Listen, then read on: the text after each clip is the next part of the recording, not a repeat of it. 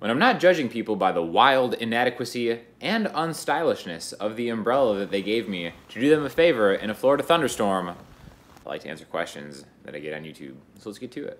Are you the guitar guy at the house party, or do you turn down opportunities to be the guitar guy? I feel like whenever I'm asked to play impromptu, every guy around thinks I'm trying to his girlfriend. Now this is a fantastic question, and I absolutely go out of my way to not be the guitar guy. In fact, sometimes I'll try to be sprung into the role of the guitar guy because you're right, you're absolutely right. It's almost kind of like a no-win situation, especially for the other guys. Like it seems like the other guys in the room will instantly just start hating on you, like no matter what. So I've really tried to not be the guitar guy at house parties, especially at like the beach or at like a park or something. I can't even imagine what it would take for me to get to play a guitar like at the beach or something like that. Definitely have no interest in being that guy. I just kind of feel it just brings a lot of bad mojo around, and that's not how you want to do it. You want to be the low-key guitar guy who maybe someone just kind of like throws it at you and you're like, oh, you know, maybe I can play a little bit, and then you just like shred it up, right?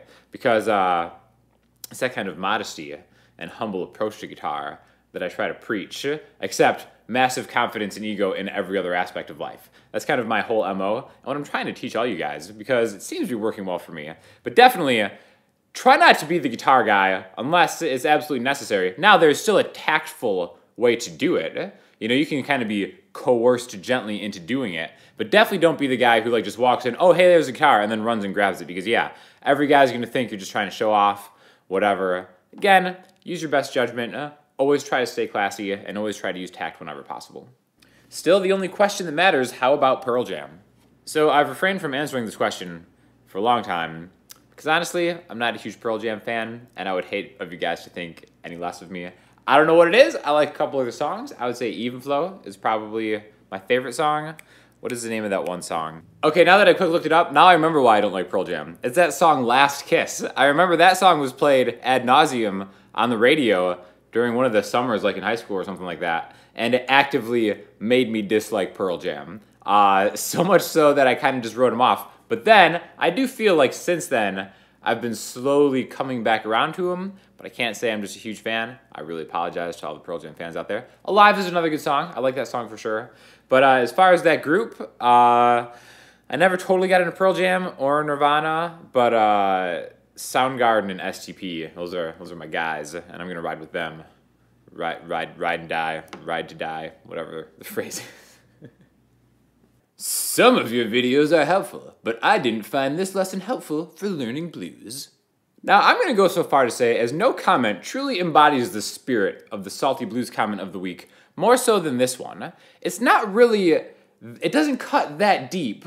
Some of your lessons are helpful. This lesson is not helpful for blues, but what it does do, it references that they've found helpful material in the previous videos, none of which have been commented on, but they wait to the one that they personally found has been unhelpful specifically for the blues to comment on that one.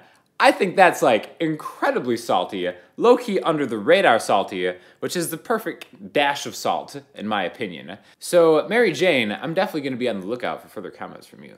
Sean, yours is the best of the instructions I've seen. Thanks for that. Can I make a suggestion? This would be more helpful for beginners like me if it was accompanied by a chord chart. I am a reading visual learner, so things concrete are easier for me. Thanks again. So a lot of you have requested that I provide some kind of chord chart or tab with some of the lessons, and my initial reaction is hell no. Like, one of my least favorite things to do is like make a tab sheet. I kind of have to for this other website I work with, and for whatever reason, I am just irrationally against having to tab stuff out, but I do know that it would be super helpful, and I was actually thinking about doing something like what Ian does, where with some of the lessons I'll have like a tab chart or sheet or something, and maybe sell it for like $1 or $1.49. Because I have no problem making the videos, I love making the videos, I love doing everything for free, but actually tabbing stuff out seems like actual work for me, so I might experiment with some kind of like $1.49 downloadable tab thing, which you guys, if you totally want that, that's fine. But definitely all the lessons are made to be able to be done without tabs. I do understand a lot of people are visual learners and they have that, so I'd love your feedback on that, but I might try to start rolling that out, hopefully in the next couple weeks or so. What are your thoughts on Bob Dylan pre and post electric?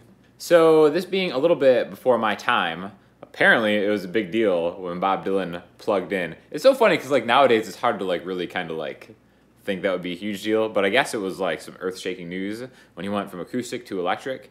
Kind of me just getting into Bob Dylan like backwards, just kind of hearing all his best stuff and not listening to them in like an album format. I don't feel like I'm even qualified to really understand what a cosmic shift that was in kind of the folk scene.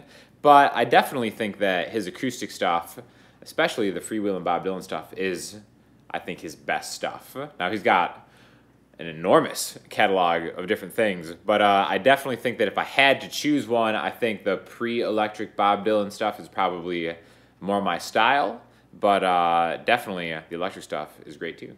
Sometimes your eyes get closer and then wider apart. I'm drunk right now, but how do you do that? Do you have Logic? Is it the best? So this is in reference to the recording software I use, which is Logic Pro X 10. I'm not sure if it's an X or a 10. And yeah, I use it. That's my DAW of choice. By the way, I say DAW and not DAW because DAW just doesn't seem classy. So I will be saying DAW for the forthcoming recording videos. Now, is it the best? That is just totally up to you. They're all essentially, they all do the same thing. It's not like one's going to sound better than the other, but my experience was that I started on Pro Tools, and it was kind of cool, but then I got a job at Apple, and I got Logic for free, and I was actually using Logic with one of the Digi 003 boards because I just liked the interface of Logic a lot better, and because Pro Tools and DigiDesign have totally pissed me off with their customer service, having to like tech a bunch of people's Pro Tools systems and stuff like that too. So I use Logic. Pro Tools is great. It's essentially the exact same thing. I know a lot of people use Reaper and are really liking Reaper. I feel like that's kind of gaining more popularity as years go on.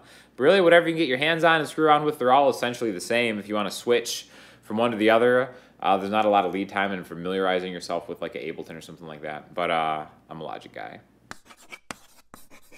So for listening homework this week, I'm going to throw you to a song that inexplicably popped into my head while I was out in that thunderstorm earlier today, and that is Weak and Powerless by Perfect Circle. Perfect Circle, fronted by the frontman from Tool, Maynard, and his guitar tech from Tool, I think Billy Howardle is his name.